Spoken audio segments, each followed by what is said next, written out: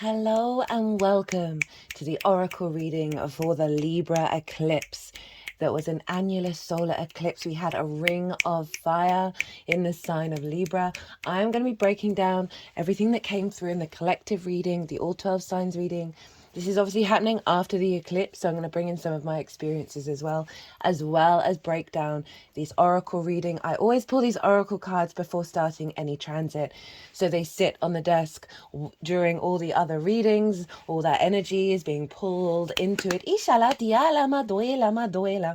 And before I even begin, I just want to show you we've got the vow and then the covenant, which is a sacred contract, with the union in between. So we've got this real sense of an elevation of union, of connection, of soul contracts. And obviously Libra is ruled by Venus.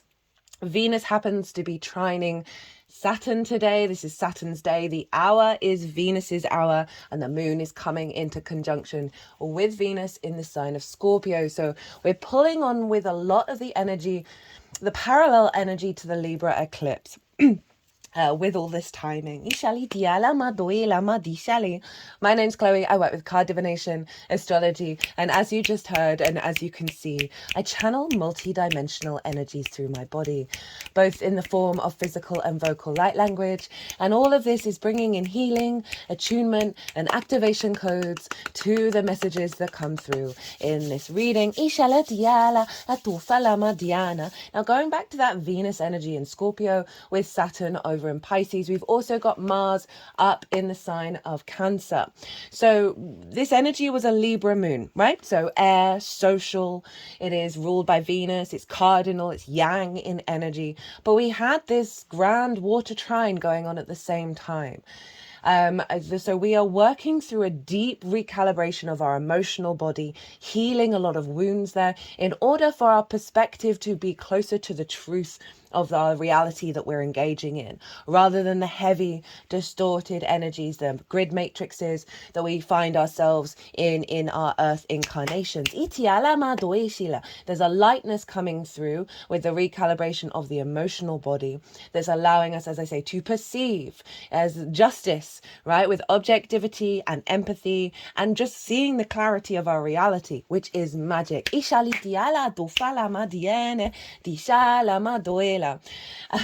So over the eclipse and the lead up to the eclipse period, the amount of conversations I had with people I had never met before who all had heavy Libra placements. And it was just a great honor and a privilege to be able to talk about this eclipse when eclipse energy can feel really difficult. It's very discombobulating. A lot of strange things happen. It's big, big energy. And it was just so wonderful to be able to bring some balance to people's understanding of what was going on, some clarity, some vision. And it just kind of blew me away that almost every single person I spoke to had heavy Libra energy going on. In fact, one person had their moon at this around the degree of the eclipse, and it's that social dynamic of Venus, right? The desire to share information, to also, I find Libra to be the social warrior, right? It's not going to go and point fingers at distorted narratives. Instead, it's going to go and bring more of the truth of the reality to the table for people to absorb if they so choose. But overall, this new moon, this annular eclipse, right, ring of fire, not total, was helping recalibrate our understanding of our perspectives and how we engage socially. It was conjunct Lilith, Mercury, and Juno. So strong, independent conversations that serve your long-term committed goals. You would have been feeling that in the lead up. We're going to be feeling that for the next 6 months. Wherever Libra falls in your chart, you're just having more confidence of wanting respect, honor, dignity, and equality as two individuals working together. I've been thinking a lot about relationship dynamics and how so often many of them at their core are transactional. You can do that thing for me and I can do this thing for you. I like that about you. It makes me feel good. Those kind of energies, and how it's so at the root of a lot of our dynamics and the key of moving into a future energy around relationships is navigating away from that, not shaming it, but just being in aware, okay, no, two individuals that are whole within themselves are coming together in order to co-create. And I feel like this eclipse, I don't quite have the answers yet for how to move into that space, but this eclipse, it very much feels like over the next 6 months, collectively, we are working towards that energy.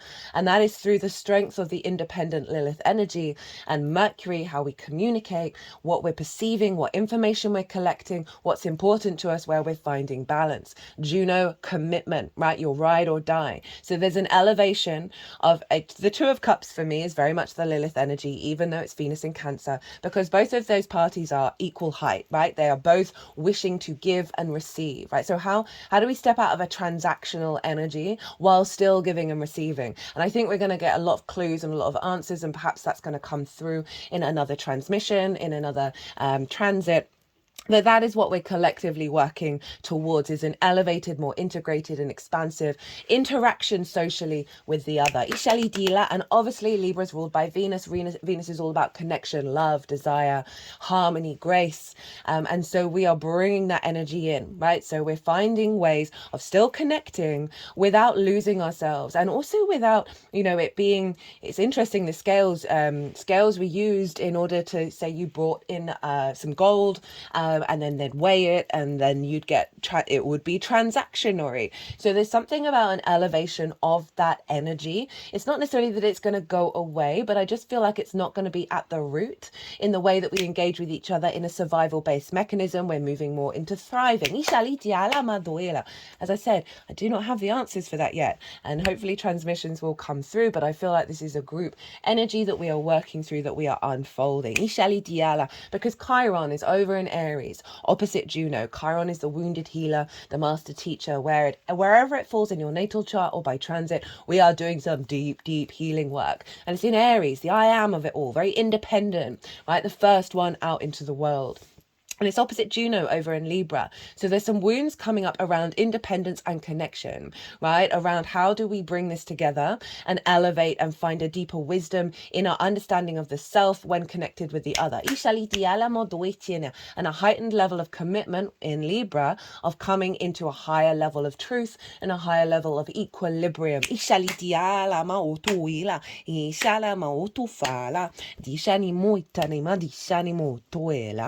So we are releasing old paradigms. That's the South Node energy conjunct this eclipse in order to bring depth and nuance to our connections, to our interactions. Speaking of that Venus, Mars, Saturn energy, all in water signs. I had some really clear downloads. I was at a friend's wedding, which is funny with the vow.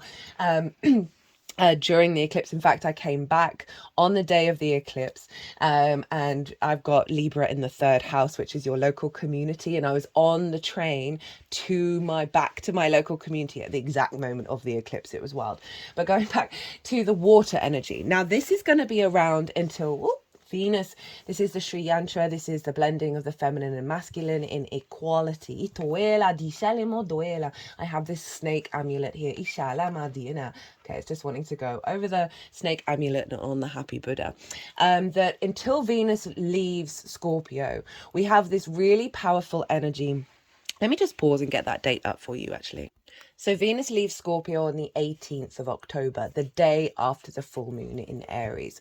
So we've got until the 18th to really harness the capacity to receive downloads and understanding around desire, motivation, integrity and commitment, of how we move forward. Those two personal planets in alignment with Saturn, who's all about our longer term goals and our longer term responsibility to our existence. So over this period until the 18th of October, you can harness the energy of water, and I talk about this in the collective reading in a lot more detail, and get some real clarity with it, especially when Mercury then moves into Scorpio as well. We'll doubling down on the messages that come through, and I just want to talk about this one particular download that I got. It may be relevant to some of you. just felt cool to talk about it. So where I was in Sicily, and there was a cave that it was called Neptune's Cave. And I could see it from where I was in the ocean. I haven't been in the ocean for a very long time in that way, and almost every time I got into the ocean, it felt like I was being welcomed home, right? Welcome back into the water kingdom.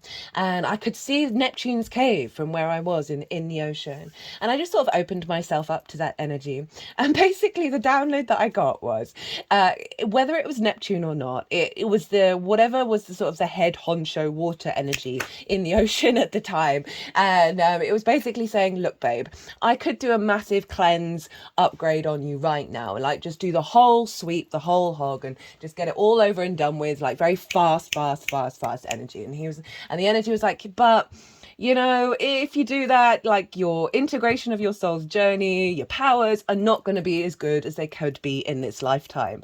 Instead of, like, there's going to be some stages. You got some integration work to do. I can help with this stage that you're currently at now, and that will serve you in the long term. And I just thought that was it just made me laugh, because it was just this kind of energy, like, I could do it. But, you know, if you're not as impatient and if you give it some time and allow that slow integration, it will escalate. The energy will escalate and double up and manifold in your lifetime, where you'll get stronger downloads and you'll get stronger integration. And I just thought that was quite interesting, given how impatient we are as a species. You know, there's countless energies out there saying, oh, you can manifest this instantly. And yes, that is the case for some of you. That really is. You're on this high speed integration upgrade level. But there is a predominant energy that serves you, that you can work with as well, of the slow unfolding, right? The undulating energy. And this feels like that Saturn, what's going on with Pisces, in Saturn retrograde in Pisces, along with the two other planets in the water signs. Of water takes its time, right? It's a yin energy. It doesn't try and destroy the mountain. It finds the pathways around it. It's not in conflict. It's in a flow, slow, undulating state. And I just think that's a really lovely energy to bring in, and sort of an awareness. Some of you out there may have that awareness of, like, having a bit of frustration of what's going on in your life, but that deep knowing in your water body that actually the process and the speed in which you're going at is serving your longer term goals. Right, I'm going to get on with reading these beautiful oracle cards for you all. Obviously, some channeling is going to go on throughout. I'll probably pause and bring in other messages. But first off, we have the vow. Now, this is from Kim Kranz's The Wild Unknown Archetypes deck. All the decks are always in the description box if any of them take your fancy. Now, I cannot remember if this card has ever come out in these readings. If it has, it's only once. I'm not really getting a strong remembrance of this card coming out. So it's very significant that with that Libra energy, that Venus energy of connection, social connection, and the desire to bring in harmony, we have the vow, the promise, the oath, the contract. When the vow is spoken, the air shifts.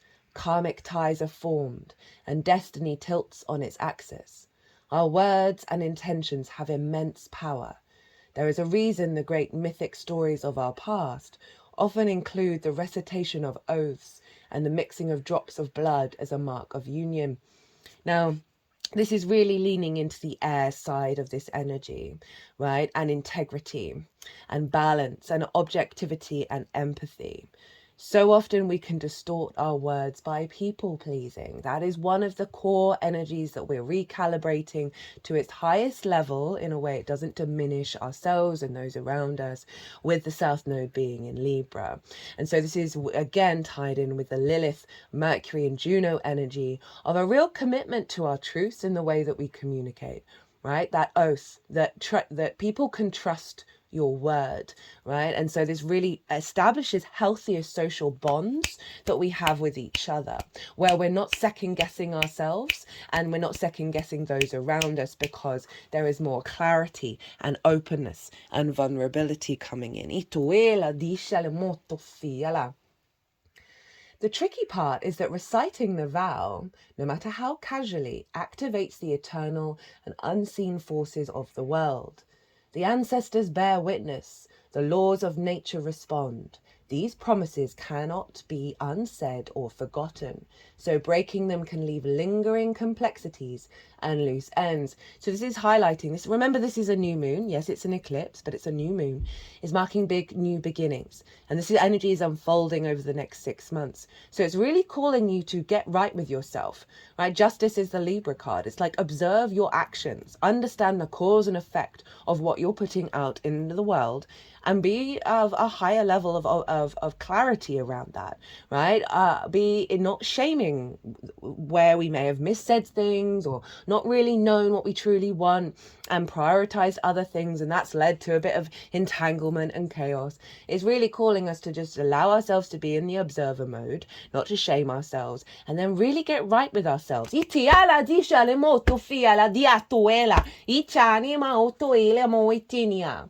This card calls us to acknowledge the vow we are living by, consciously or unconsciously, and either recommit to it or create a ritual that signifies its closure.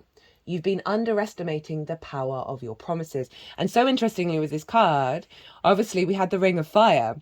So we have this darkness here, which was the moon hiding the sun, and this bright yellow ring of fire here, with that dove of peace coming from the center of it, and that deeper union coming right at the middle. When light, bearing witness to the shift towards destiny. So it said at the beginning about karmic ties are formed. We are forming a higher level of our karmic interactions, right? A line is being drawn under the sand of the release of that south node. It is a new beginning, so it marks a releasing of the old ways and interacting with people socially and being aware of our conditioning as well, socially as well. That's going to be a really big thing that's going to help you realize half the things that you think are to do with you are nothing of the sort. It's all conditioning. Diana. Anytime the energy of the vow is present, we are in the archetypal realm of ceremony and ritual. That means time stands still and anything is possible. Very eclipse vibes. Think of the last promise you made.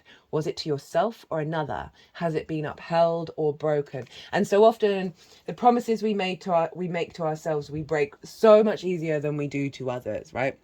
We can have a real sense of stepping up to the plate when we've promised, oh, I will do that for you. I will make sure that that's done. Whereas if it's ourselves, we find this answer and this excuse and just find ways of mitigating that over and over and over again. And that every time we do that, we're sort of letting ourselves know that we don't respect ourselves. We don't honor ourselves, right? So there's something around the ritual of the words, the promises that you're making, and really stepping into an alignment with integrity. That is that Saturn energy. And a lot of wounds, as I said, releasing from the water, that is helping us be in alignment with our intuition of knowing what our needs truly are in the long term and not based on like these sort of distorted impulses. Ishali moyala, diani moyala, madishana tufala, itatinia. So next up we have medicine. This is from the What We've Forgotten Oracle by Amy Miranda. Ishali moduela madiana. Snakes and ladders. Oh, that's jokes. The head and the tail of the dragon. Dragons often linked into snakes of the eclipse cycles. It's brilliant. Snakes are long-standing allies of transformation itself. They appear in all natural and primary spiritualities and have been symbols of growth and rebirth since we could carve them, often associated with both healing and magic. 2 snakes form part of the caduceus, or the staff of Thoth. The caduceus is used today as a symbol of modern medicine. It's also used in the imagery of Hermes, Mercury, as well as am I going to say this right? Eclipse? That's not right. But it's a sort of another formation of Mercury, of Hermes. And it's often why when those two come, that energy is very overlapped in terms of the healing modalities. And so often, think of the comics in the world. A lot of them predominantly have Mercury ruled sign energy, right? The great healers of it all, of the words, of the oaths that we're saying, that then we bring into social dynamics, have the capacity to create wounds and activate deep healing. Itoela di shale moto fiala, diale motoela. To quote from a magical story at the Red Sea, Creator said to Moses, "Raise your staff and stretch out your hand over the sea." A rod, a wand, the same staff that were described to have produced water from a rock, transformed into a snake and back. Staff to snake. Snake medicine is healing medicine. It is transformational, miraculous growth. Chiron suffered a wound from a hydra, which was had many snakes coming from it. So again, we're bringing in that Aries energy, which is so linked into this, even though it's a Libra moon, because obviously this moon was opposite the North Node. But having that Chiron opposite Juno of a releasing of old wounds and finding a deeper wisdom around those social dynamics, around relationships, around how we perceive and find truth in ourselves and the external world. It is transformation, miraculous growth, and transmutation. Transmutation is part of what's spiritual transformation possible. Medicine is how we transform poison into power. When a snake sheds its skin, it's because it has outgrown it. What might you have outgrown or be in the process of shedding? What parts of your, so appropriate for the South Node, which is about releasing, right? Purging, and therefore refining what is left and bringing depth to it. What parts of your life or self that you might have viewed as negative or poison can be transformed into medicine? So that's a really good, helpful little tip over the next 6 months to get into an alignment with that, to flipping the perspective, right? Okay, this is poison. How do I shift this into something that actually gives me great sustenance?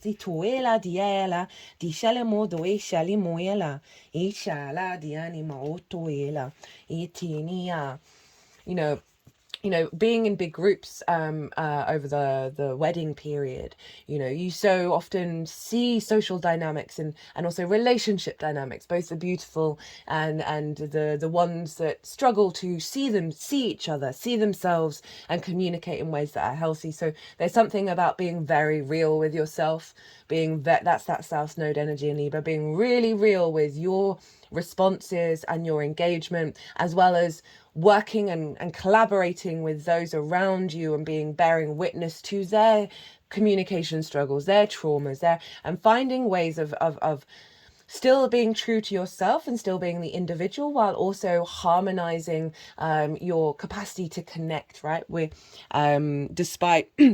Despite the difficulties, right? It's going through a baptism of fire, right? We've got that ring of fire that we've all gone through. We've been empowered. Repairing the veil. Forgiveness, making amends, recognition of our unity. Lol. Between us all. So often you see with people who've been together a long time, right? Whether that's friends, business partners, romantic relationships, parental interactions, that there are so many micro grievances that you haven't let go of, right? And even though you're happy in that moment, communicating with that other person, that energy of the bitterness, right? The resentment travels through.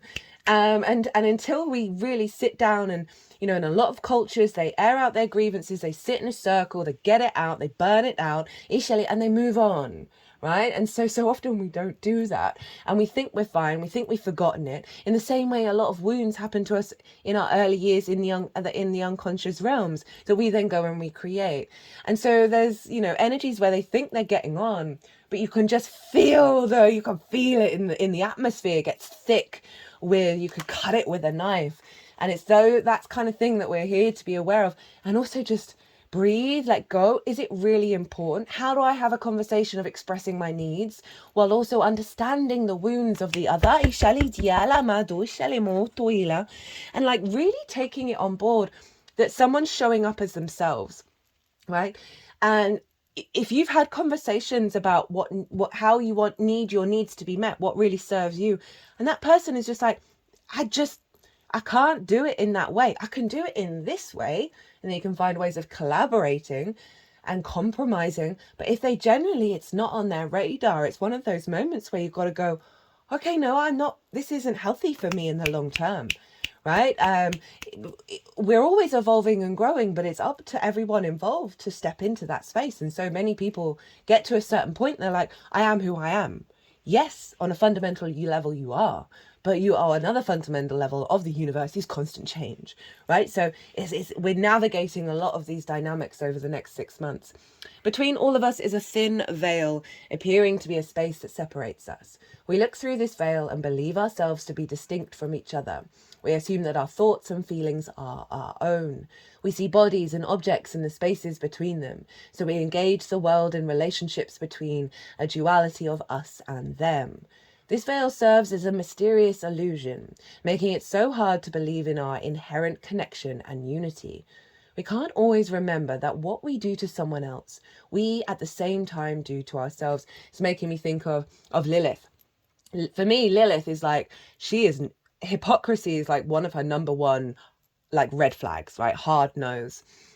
When someone is judging the other person for doing a thing when they do that thing, or someone does a thing and doesn't want the other person to do that thing, but they're oblivious to the fact that they do that thing themselves, right? So these are the layers of awarenesses that we need to bring to the table, of we are all connected and everybody is often very much a mirror of something very obvious within you or something very deep rooted. And it brings about a level of delusion and illusion that can feel, Neptune's currently retrograde helping pull those down, but it can really sort of, again, make the atmosphere not clear, very foggy, very thick. And Libra is that clean air energy, that air that is in harmony, and understanding the two sides of the scales, right?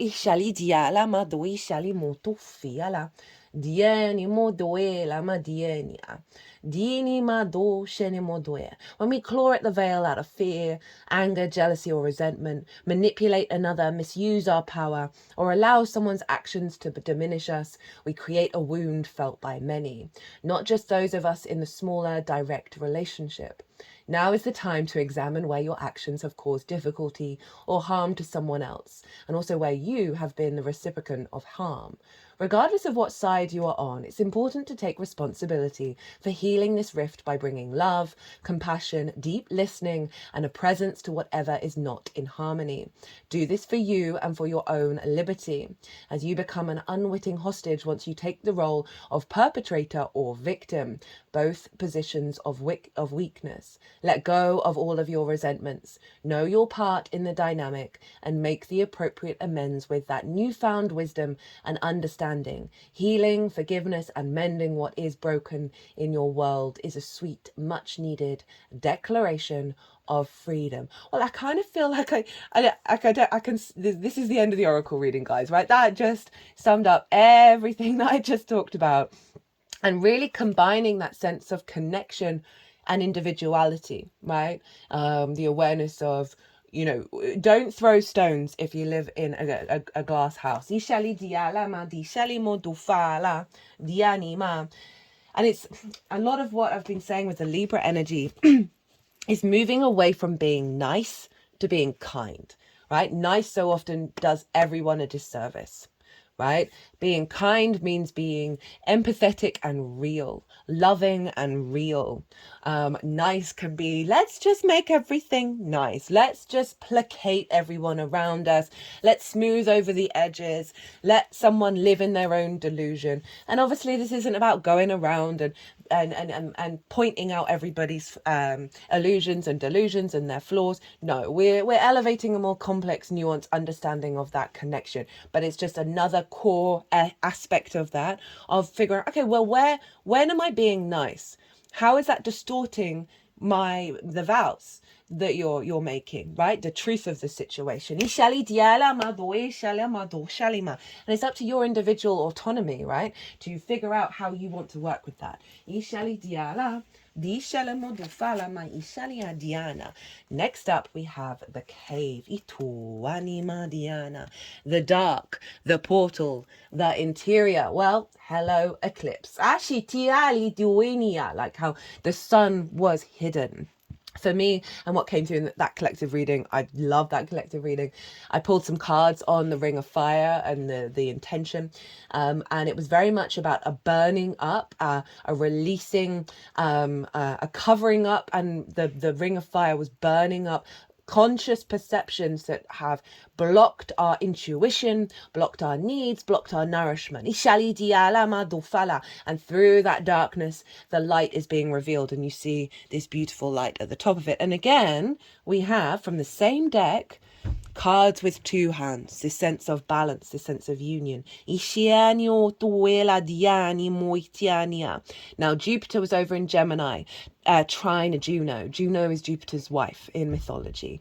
I talk about that in the collective reading, but this is with all these hands coming up of a heightened elevation of our capacity to interact with different ideas, different perspectives, and come to about a state of higher wisdom and commitment of how we integrate that into the balance of our souls. Those who are fortunate enough to find and enter the cave are forever changed. It is a place of potent power, acting both as portal to another realm and a space for sacred ritual and initiation. The cave is a place to return for meaningful retreat, where one can see the true self in the darkness. A lot of what came through in all 12 sign series was finding the truth of yourself. That is the number one priority with this final South Node new moon eclipse in Libra for another 19 years. In esoteric teachings, the cave is known to reside in the center of the heart. Hello, Venus. Within its walls, the whispers of compassion and self-understanding can be heard. Yet because of its mystery and power, many of us fear the cave and never try to find it. We busy ourselves in the bright lights of the city, while the cavernous and dimly lit chamber calls out to us in the night. Where is your cave? You already know. Return to it and tend to the fire. When light, the sacred center within. When dark, withdrawn, isolation and hiding. Slowly and steadily, crystals of enormous magnitude grow within the dark confines of caves. Let the cave teach you patience. So that's pulling back to what I was saying of the message. I mean, I felt like it was Neptune, but I don't want my ego. I don't want that to seem egotistical. Of just take your time. Take your time. It will be worth it.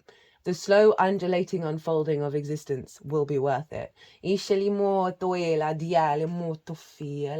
So this portal, this eclipse, is allowing us to reconnect back to our heart, right? And that unconditional love, that openness, that releasing, that forgiving, repairing the veil, that's allowing us more energetic space to engage in these dynamics in a way that is truly in alignment with ourselves, and not when we're tired, when we're hungry, when we're in pain, when we're based on the resentment of the previous cycles, the hamster wheel turning of the wheel. We are recalibrating our energy so we have the energy and capacity to go beyond. So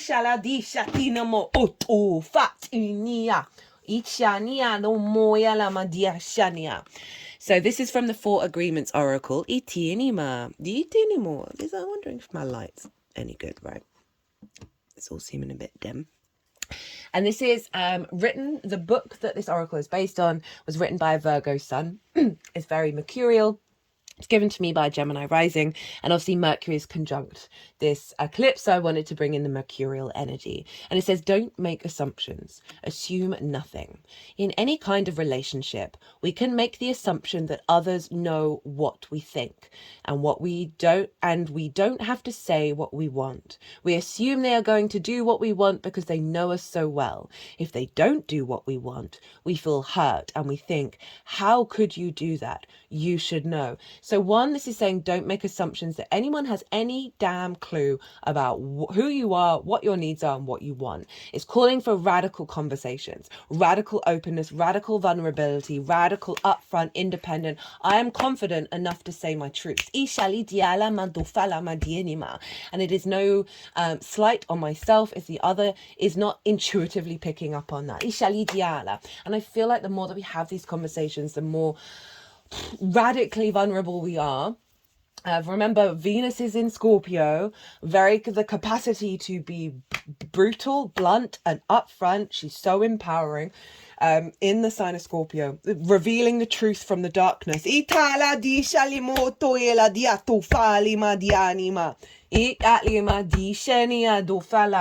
This is calling for a lot of bravery, and I have trust and faith that we are all capable of stepping into this space because it is serving us in the long term. Remember, an 19-year cycle is being activated here.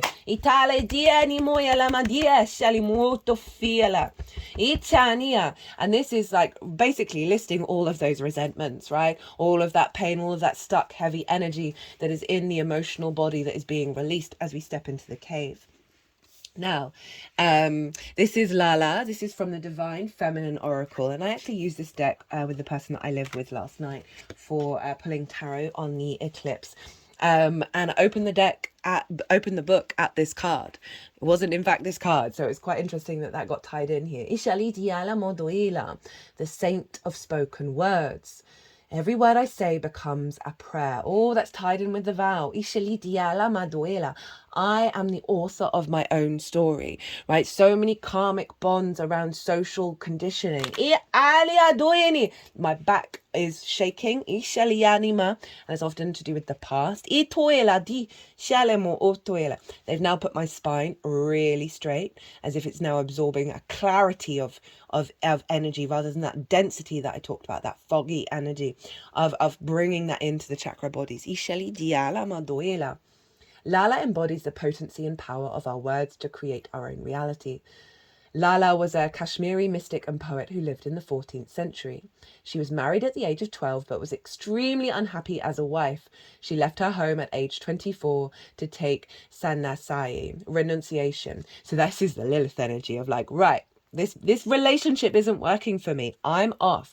Right, Lilith will do her damnedest to make sure that we're co-creating. But if she's met with walls, if she's met with stubbornness, with hypocrisy, hierarchical systems that don't make any sense, she is more than confident and comfortable to get up and go do her own thing. She became a Shivite, a devotee to Shiva. Lala walked the street naked, dancing and reciting her love poems to the divine. Very Lilith. Especially dancing in the street. So Libra social energy of like being confident, being yourself and not conforming to the society's norms. Obviously with consent, do no harm, consent.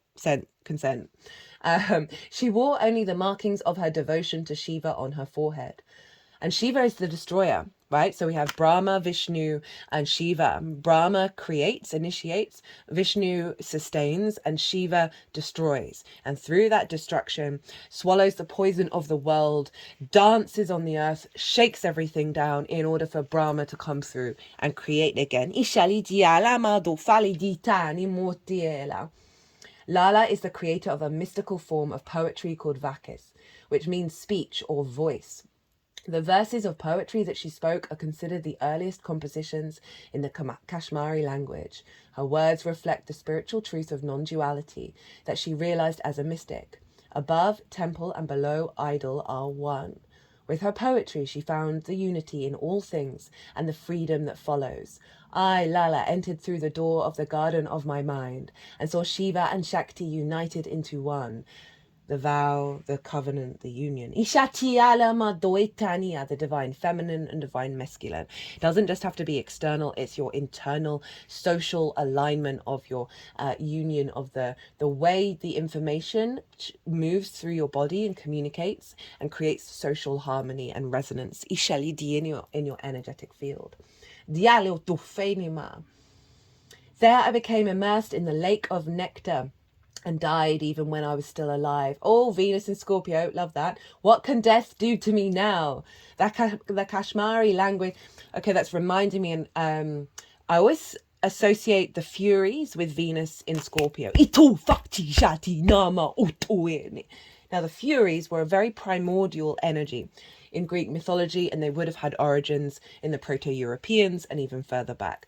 And they represented, rather than Aphrodite coming out of the ocean and the nymphs and all the love and all the pleasant stuff, the Furies would go and take vengeance on those who broke their oaths.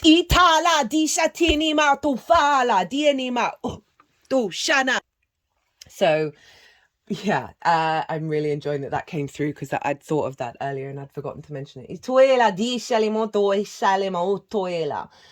There's also a recent series out on Netflix, or is it Havoc? It's or Chaos, start with a K. It's based on Greek mythology. It's set in a more modern reality, but not our reality. I thoroughly recommend it. It does bring in some really core archetypal energy around mythology in general, like the root energy with it. So I do recommend it, especially if you're interested in Greek mythology. Obviously there's other stuff that deviates from it. The Furies happen to be in it. The Kashmiri language is filled with her sayings. She is known as a prophetess, a saint, even an avatar. Although illiterate, she used the inherent power of her every word to transcend duality and enter a state of blissful union with the divine.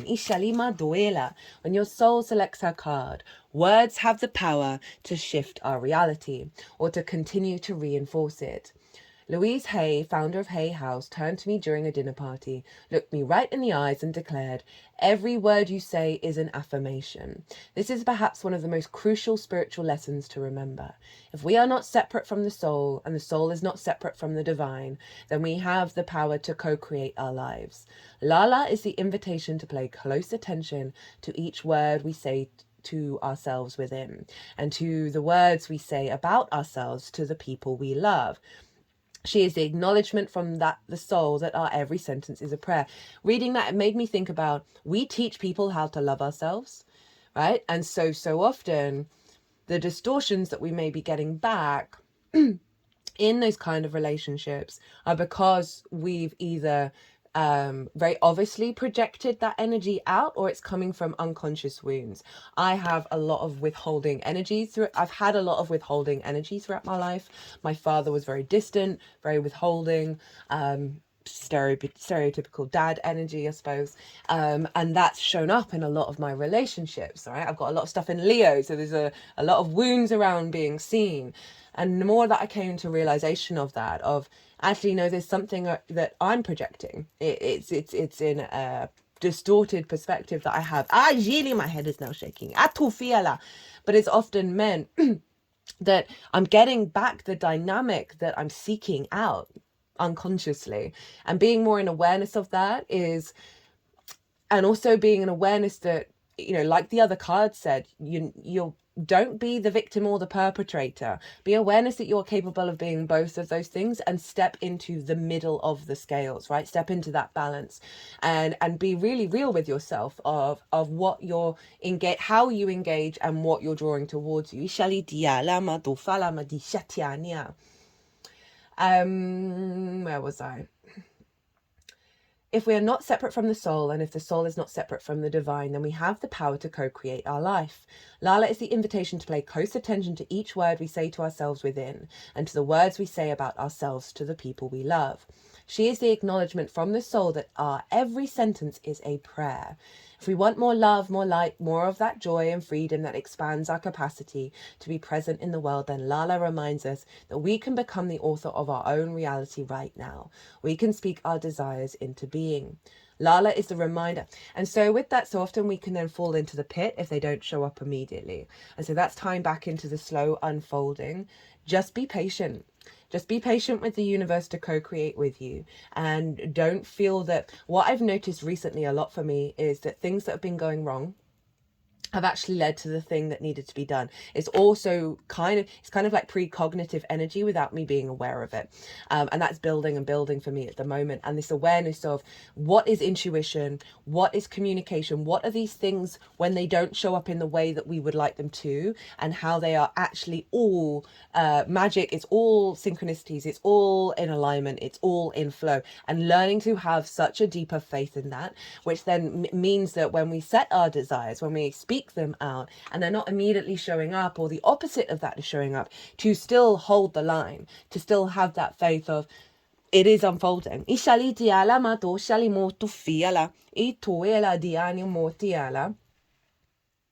Lala is the reminder that we are so powerful that changing the words that we use to describe ourselves can change the trajectory of our lives. So the UK is quite sarcastic in its nature, and one of the things that I've been really trying to put into practice is like positive sarcasm. Like say everything in your life is going wrong. You can pull a joke of saying, oh, it's so hilarious that everything in my life is just perfect, right? Because you're sort of nod, wink, wink. Oh, it's not quite, but you're putting out that affirmation that it is. So you're letting the universe know that you're not in conflict with what's going on, and that you're making that statement that your life is perfect. So it then realigns. It's quite hard to. I've been really struggling to put that into practice, but everything is practice, guys. It really is. Honestly, we can choose to focus our attention on each I am statement we say. We can infuse our lives with the nectar that comes from we act on the truth that we are not separate from the divine. Ooh, this is quite a powerful reading. Okay, the next thread that we have with the union card on top, we have the heart of the sky. So again, we've got another reference to the heart, to the fact that Venus is all about connection and desire and love. So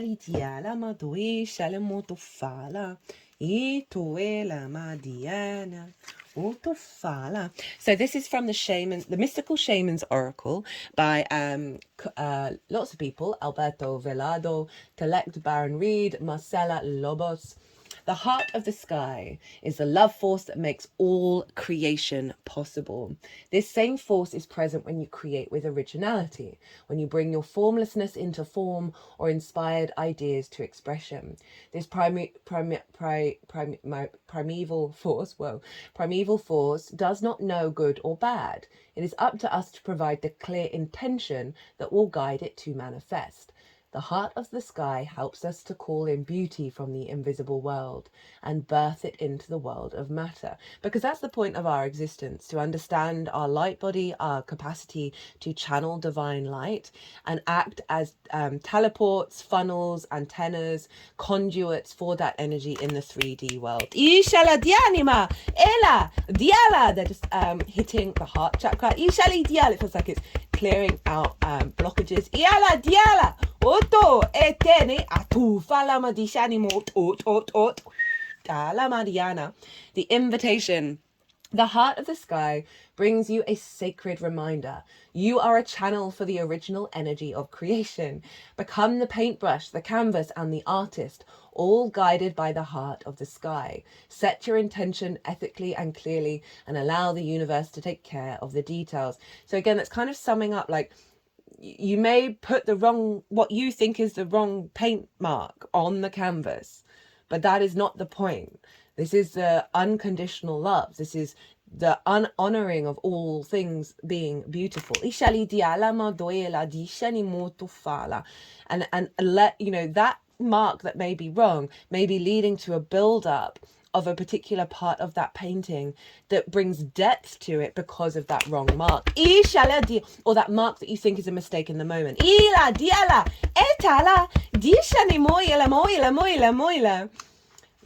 They're really enjoying that. The medicine. You may feel responsible for everything and everyone. Perhaps you think you have to do it all alone. This takes you into a dark hole back in the cave, where you lose trust in the natural order of the cosmos. I feel like that's being transmuted there. Ishali diala. Shed your lofty sense of duty and recognize that this is a false prison of your own making. You can open the door and set yourself free in an instant. Again, tying in that Lilith energy, who's exactly conjunct this moon. Ishali diala, diali muila muila, du shalimo duela, ishalimo duela, itana, du shinima dianima, tufalima, du shutu tu ela, dishanima dianima, itelema, ito ela, diani muilama. We have a Lady of the Lake from the Healing Waters Oracle. This deck is so beautiful. It's such a shame my camera doesn't quite pick it up. Obviously, we've got this lovely little moon at the top. New beginnings, something is about to happen. According to the legend, the Lady of the Lake, also known... she holds a sword, which is very appropriate because the Justice card holds a sword. This is mind, this is air, this is communication, and the sword of truth. Was a powerful priestess or enchantress who lived in a castle in a lake beneath the mystical Isle of Avalon. Deeply associated with water and magic, she was a powerful healer. Some believe that the Lady of the Lake was in fact a role rather than a specific person, and with many priestesses of Avalon and the Celtic Isles taking on the position. Others believe that the Lady of the Lake is based on the Celtic water goddesses. A key figure in the stories of Arthur and the Knights of the Round Table, the Lady of the Lake is closely associated with the great magician Merlin and the knight Lancelot, whom she raised after his father died, and King Arthur himself. In one story, after Arthur is fatally hurt in battle, she helps take him to the healing Isles of Avalon, where he is said to rest until Britain needs him again. Whether the Lady of the Lake was one woman or a combination of many, what is certain is that when this powerful goddess came across your path, something significant was about to happen, and the presence of this card brings with it a message that something significant or new is already here or soon appear on your path as destiny. I'm ready to step into my destiny today. There's going to be more clarity of the truth, right? The downloads that you're going to get, the inspiration that you're going to have, that are really marking like really big pivot points. Libra is cardinal. It's the autumn equinox, the Libra equinox. I've done a collective reading on that. That was beautiful. We're working with that up until the Capricorn solstice in December, but it instigates. They are the pivot points of the cycles of the planet. They're very leadership energy. It's activation energy. So we've got this huge activation here of working with our destiny and being in alignment with it and receiving the help that we need and the clarity we need when we need to have it. And obviously it's saying new beginnings. This is a new moon and a big new moon, and like big energy. The Pleiadian activation, and this comes from the Gateway of Light Oracle by Carl Gray. Coming together, harmony in the heavens, resolution. Now, Venus is often linked into harmony. She's about connection. Libra, a lot of politicians. One particular over in America is a Libra. Isheli Diala, well, the other one's a Gemini. Bill Clinton was a Libra. I think Boris Johnson was a Libra. Putin, if you believe his natal chart, Libra. Like strong diplomatic energy. This element of the desire to create harmony, right, on a global level, but it's also sort of telling everybody what they want to hear, a kind of vibe. But that sense of the diplomat, of the politician, of this harmony, this collective harmony, this social dynamic that we're coming in. You know, let's not think of the current politicians. I'm sure there's some good ones out there. Have trust and faith in everyone's capacity to access their higher vibrational reality. Of this capacity to do good, right, and to elevate our society. And you can apply that internally and to your own social dynamics. The Pleiades are also known as the Seven Sisters. Is an open star cluster found in the northwest of the constellation Taurus, also ruled by Venus. These bright blue luminous stars, which formed in the last 100 million years, are among the stars closest to Earth and are the cluster most obvious to the naked eye. It is for this reason that they have been connected to spiritual traditions throughout the ages, predominantly going all the way back. There's a lot of symbology, there's lots of markings that pull back into the Seven Sisters. This gateway transports us to a space where we can witness the great coming together of the Pleiades. Each and every single star within the cluster is representative of a nation of divine beings. The Pleiadians are supposed to be a human-like beings who honour the feminine and live in an advanced way that we on Earth could also experience, if we were to accept and honour the holiness of the female body. If we were able to travel to the Pleiadians in the third dimensional world, we would not find these beings, however, for they have transcended the physical state and operate on a higher vibration.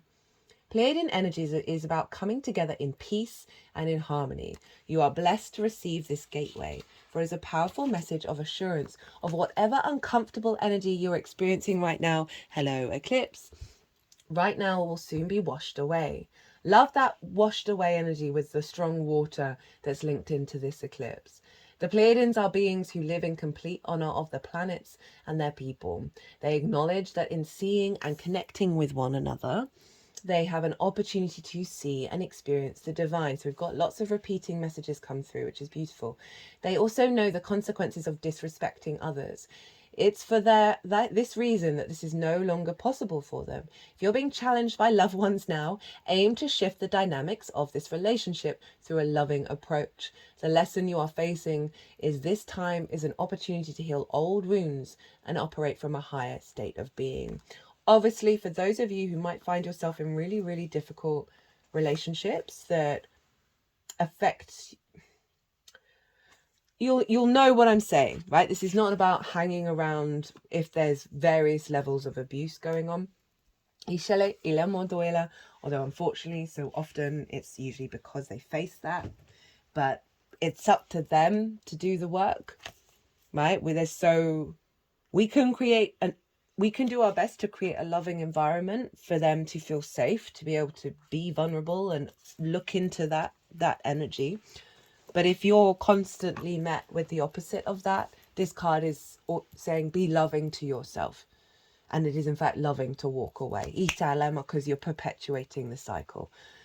I've been like that myself in many situations of being an enabler to people's wounds and to people's traumas and various levels of different types of abuse, because I think I'm providing that space. I think I am being loving, but actually it just facilitated the repeating cycles. That's not going to be for all of you, and it's not in every dynamic, but just be mindful of that. Again, it's being real, it's being kind, but not being nice. Follow the stream. Dedication, trust, future rivers and oceans. Streams can begin as small trickles and end up as immense rivers and vast oceans. They've been providing humanity with sustenance since we first appeared on this planet. Follow the stream and trust that one day... Okay, this is really fascinating. So we had Lady of the Lake. That was a fixed water body. That's Venus in Scorpio. Fixed water. This is the Cancer energy. The Cancer is often linked into springs, right? And streams of where we then gather together to create villages from that water that we could drink, where nurturing the home, community, that kind of energy. So this is Mars in Cancer. And I just looked at this card and it's mother of the salt water. So we've got that Pisces Saturn energy come through. Ishali Diala of the great ocean. Itufala dieni modoela. Dieni Mayana. Follow the stream and trust that one day it will carry you to the rivers and oceans of your future. You're being called to surrender to the current of the waters that you're in, to trust the path you're walking, and to keep showing up day after day to what you're building. What might seem like a small trickle right now holds the promise of becoming a river or ocean in the world. I just want to go back to the desire of not leaving anyone behind, the desire of wanting to facilitate everyone else around you. Libra can very much want to do that, right? Wants everyone to have a space at the table, wants everyone to feel comfortable, but can often forget itself. So I'm going back to that. I had an instinct of wanting everyone to feel good, wanting everyone to feel safe and loved and secured. And that was genuinely doing myself and those people in the long term a disservice, right? Sometimes you just get a spidey sense of when it's gone too far, because obviously providing sanctuary, providing support is a wonderful thing of the human existence. But this is adding on a level of an awareness of when do we step over that boundary? When do we start pulling down the bricks of what we're building rather than adding to it. Ishali diala madoi ishali modofala. What might now seem like a small trickle right now holds the promise of becoming a river or ocean in the world. Keep putting one foot in front of the other and trust your path. This is a card of trust. You may not be able to see the future outcome, or perhaps you're not quite sure how to get where you're going. On the journey, there will be many steps that require faith. This may be one of them. You're being encouraged to find that faith, to keep facing your true north, to follow the stream and let it carry you. So commit to your passions and be dedicated to what you're creating. Keep showing up day after day. If you do, before you know it, you'll have created something huge simply by showing up in small, consistent ways. Wow, how beautiful that is. And again, tying in that, I really genuinely felt called to bring in that Neptune transmission. And of patience. As I said, this is a new moon. It takes time to unfold. Isha, that was beautiful. And again, pulling in that energy of trust, right? Of the unfolding. Itiala madofala. And that water energy is what's supporting Libra to be able to do that, right? To be able to almost step out of the cognitive, conscious, rational mind that air can often fall into, and allow that flow, that undulating intuition to really support through that energy. Ituela diani maotofala. Diani motofala. How are we doing for time? Oh my goodness, a bit of a long one. Ishali moduela. So this is from the Rumi's Gift Oracle by Ari Hanava. And this is a set of cards with a poem from Rumi in each of them. And Rumi was a great Sufi mystic. I'm sure you've heard of him. The Sufis like to drink wine, fall in love, and dance. Ituela, they were breaking a lot of conventional dogmas in religion. Ituela madini motofala. Come, come, my beloved. You have unveiled 1,000 faces of love, all of them residing here in my heart. You are my sun and also my shadow. You are the silence and the words of this poem. Once I thought I lost you. Now I see the world through your eyes. Come, come, my beloved. You are my speech. Tell me my secrets. So this is about the deep connection to the polarity of the universe. This is how I'm interpreting it. Of the union with the divine, your union with that which you love. And it's kind of like warts and all, the dark and the light of it all, the stillness and the busyness, and really finding balance between those, and allowing a deeper, which is bringing a deeper level of love into your heart. Think of Venus in Scorpio, with that sort of intensity of being able to hold space for all of these things, releasing a lot of distortions around expectations of how love shows up, which is allowing more openness to embodying unconditional love for all of your experiences, all of your interactions. Doesn't mean that you have preference for all of those things, right? We are individuals with our own preferences.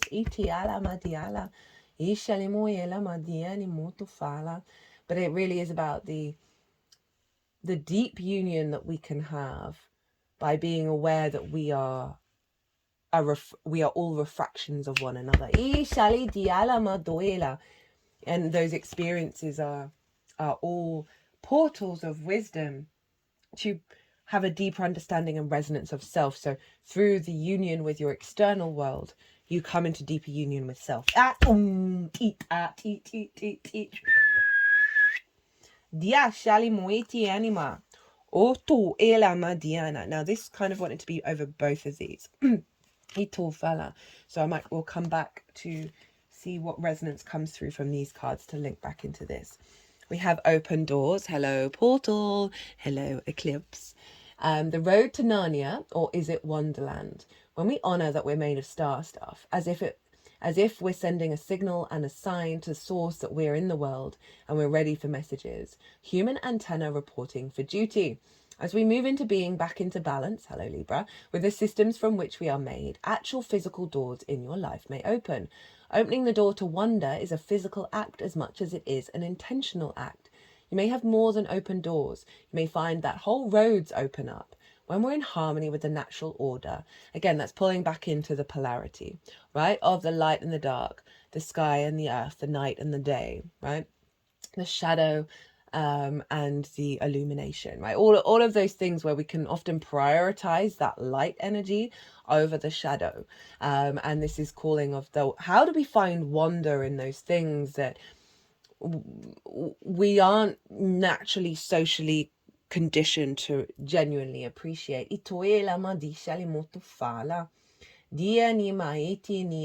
Remembering wonder is as much as a practice as magic is. When we reconnect to our own medicine, we begin to interact with the world in new ways. The side effect of continued practice is that new pathways, doors, and rabbit holes open all the time. As a result of all those open doors, you're likely going to have lots more adventures. Life does become a wonder-driven scavenger hunt when we get to be on a team with the greatest intelligence there is. And that's by not being in conflict by that greater intelligence creation. As I said, it doesn't mean that we don't have certain preferences, but when we step out of that conflict, we come into balance, we come into harmony of the polarity. Regulars, I've been banging on about this. Then that's often when the abundance and the joy and the love come in. Because we're stepping out of engaging in the conflict of it all. All you need to do is be open to the possibilities. If you're not ready to open your door yet, just crack the window. Practice looking for open doors in your life. Notice when opportunities may arise and look for opportunities to follow breadcrumbs. If you decide to do more than crack the window, make a note of what doors have opened to you and where others may have closed. Consider times in your life where you may have experienced an open door or where a series of closed doors may have led you to a whole new wonderland. Again, that's tying in those things that we think are mistakes, those things that we think are misfortunes, those closed doors are redirections, right? Of this is not for you. You don't actually want this. This isn't going to serve you. As in Neptune going, babe, I could do this thing, but in the long term, you're going to get more out of it if you go sort of the longer path. Mother of the salt waters. Passion, wild love, open your heart, let love in. Oh, I love that that's following with the open doors. The ocean's unknown, untamable, vast beauty has beguiled humans since time began, and numerous deities are associated with her salt waters, from the Greek goddess Aphrodite, wife of the sea goddess Poseidon, to Yamaya, West Africa's queen of the sea, and from Doris, the Greek goddess of fertility and the abundance of the ocean, to Aphrodite, the Greek goddess of love and beauty, who was born out of the sea foam. And obviously that's the Greek name for the Roman Venus. The ocean is a symbol of the feminine mysteries, love, beauty, and great passion. This card delivers with it a message of love as deep as the ocean and passion as intense as the deepest blue sea.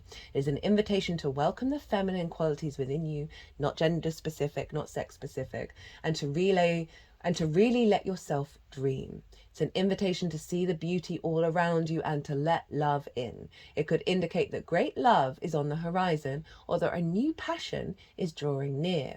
The mother of the salt waters could be a sign that new love or new relationships are about to enter your life. Or if they're already here, perhaps you're being called to open your heart and be even more embracing and loving. If you're facing conflict, how can you soften your heart while remaining true to yourself? How can you embrace the people in your life? How can you trust more and welcome and holding the support? That's beautiful. That's really like the stages of this are really in alignment through this sort of surrender, the releasing, the forgiveness, the openness, the awareness of the beauty of the universe, the awe of the universe, no matter what is showing up, the patience, the energy, and then through that stepping out of conflict comes that passion, comes that love. And that's sort of that last paragraph was like, okay, if you're engaging with conflict, how can you soften your heart while remaining true to yourself? That is everything that's come here on the table already. That sense of union, of the honoring of the experience, right? And how through this, that not being in conflict, this passion is coming out of it. We've got another card from the 4 Agreements deck, and it says, again, don't make assumptions. Be yourself around others. The biggest assumption that humans make is that everyone sees life the way we do. We assume that others think the way we think, feel the way we feel, judge the way we judge, and abuse the way we abuse. We are afraid to be ourselves around others because we think others will judge us, victimize us, abuse us, and blame us as we do ourselves. So really doubling down on the core message here of the strength to embody your frequency, the truth of your inherent soul contract, the justice card, and bring it out socially into the world, right? That came through in the collective reading of our capacity to engage. It's actually, no, it was the Libra equinox collective reading of our finding ways to be more socially in our flow and bringing the unseen realms in our engagement with the social dynamics.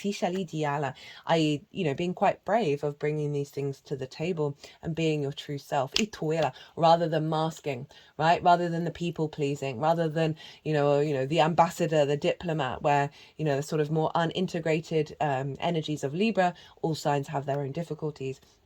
Of that people pleasing energy, right? And this is saying not anymore, not anymore. And then we have Kali of the True Vision. This is from the Path of Kali Oracle by Kat Shaw. And the word for this card is creation. And obviously Venus can be very much linked into that. Her favorite house to be in is in the 5th house of creation energy. I am positively transforming my inner dialogue. I see with true vision. Again, another card that's kind of like in a sentence, summing up the whole thing, right? Kali of the True Vision is standing in front of you as you draw this card and looking deep into your soul as you utter every excuse to try and self-sabotage your true path to enlightenment. Why do you do that?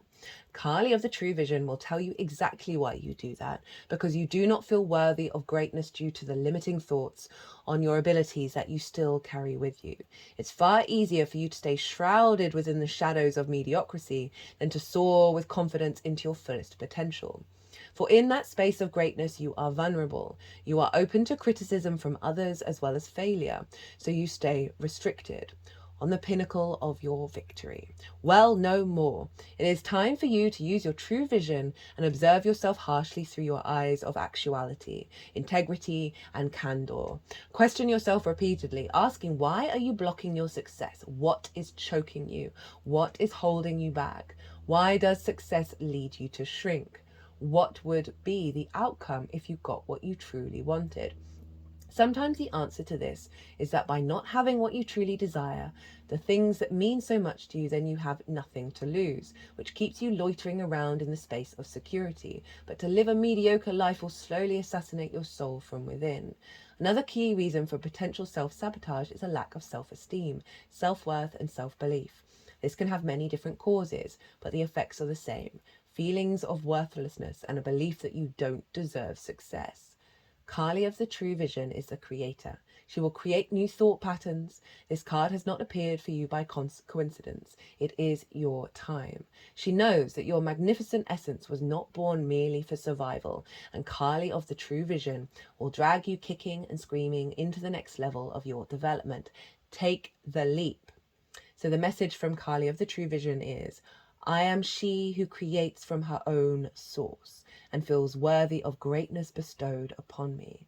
I am the form of unformed potential and the dance of renaissance when you feel that all hope is lost. I destroy only to recreate, resurging your fierce potential and self-value. I am the creator. Atum ishala dienia o toenima. Itoela dishenia doela. Ot. Right, 2 cards, final 2 cards. And one of them is my favorite. This Covenant, the Sacred Contract card, is one of my favorites from the Shaman's Dream Oracle. But first up, we have the Time Master. Now, this came flying out. It's one of the last cards I pulled. And there was a part where it was like, oh, there's too many cards on the deck. There's too many here. I only asked for one. And then it just kept winking at me. I left it out. I didn't put it with these cards. I left it out. And then just felt so, I was like, no, I have to let down my I have to realize that if even, and this is going, again, it's going back to how you perceive intuition, synchronicities, manifestation, intention setting. That, again, it's really confirming of, I set the intention of only one card from this deck, but another one wanted to come out. So I had to release that without shaming myself that, I'm not fully in alignment with the deck, or my intuition where I didn't say 2 cards, right? So we've got to release a lot of those wounds. Ila diani moyela madiania, tufala madinia, diani mutuela. Time is a construct of the human mind through which life events are seen to flow in a straight line from past to future. This, however, is an illusion. Time moves in patterns, fractals, sometimes turning like a wheel and others moving straight as an arrow. Humans see time like a ticking clock, and this image reminds us that there is only so much of it to spend in a life, like a kind of currency.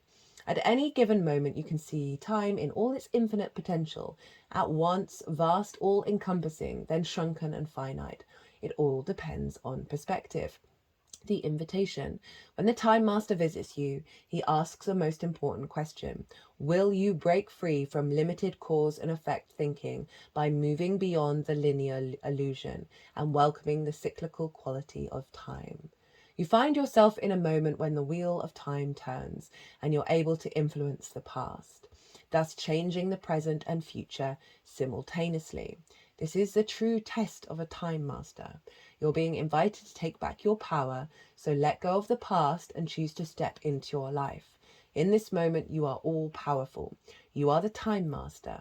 Anything is possible now.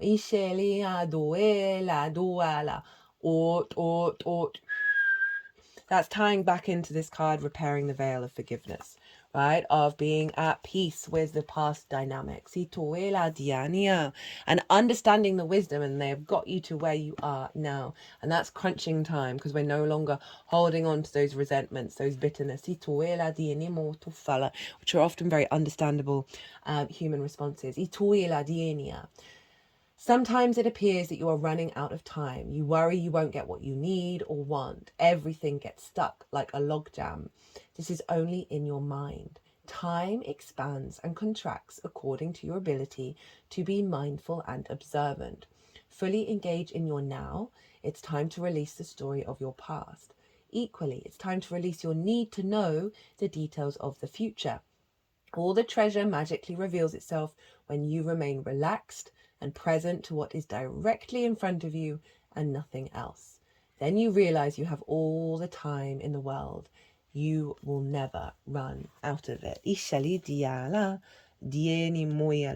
And again, that's both that feels like that Saturn energy, right, is often linked into karma and cause and effect, and time, right? And so there's a real capacity, again, with that water body of doing deep healing that allows us to be present, allows us to step out of the fear of worrying about how things are going to unfold, right? That then means that when we're faced with difficulties, when we're faced with roadblocks, we're not immediately back in the pit of feeling like we are not worthy of the things that we desire. And this is some pretty hardcore training that this moon, this eclipse, is calling for us to step into. The covenant, commitment, sacred contract, the greater good. You're being invited now by the universe to enter into a sacred contract. The covenant card may also be a call to recognize that an ancient agreement you made with spirit needs to be renewed or cancelled and torn up. Is an opportunity showing up right now that is full of promise, but you are unable to sign and seal the deal and commit to it? The reason is that it needs to be elevated to a sacred covenant. A covenant must be founded on the truth, not your truth or his truth or her truth, but a greater truth that takes the destiny of all into account. The covenant is not about your agenda only. Spirit must be invited to come to the table as guarantor of the good faith of all, and to ensure that the direction you are embarking in will be for the greater good. It's important that you understand what you're signing up for. Be sure to read the fine print so as not to commit to something you will soon regret that will compromise your integrity. That's the vow. And there was another card about the truth of your words, and lots of cards about that. and the awareness, the observation of, okay, what do you truly want? What's truly important to you? What are you committing to?